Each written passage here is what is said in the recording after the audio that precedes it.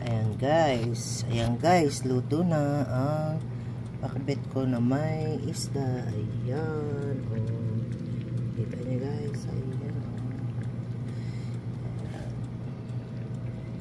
Naluan ko ng pampano, tapos maluluto na rin yan, oh. Ayan, ayan, tingnan naman, daming mantika, oh. Ayan, maluluto na rin yan.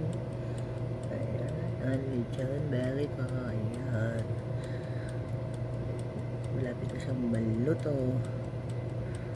Daming mantika, oh, lumabas.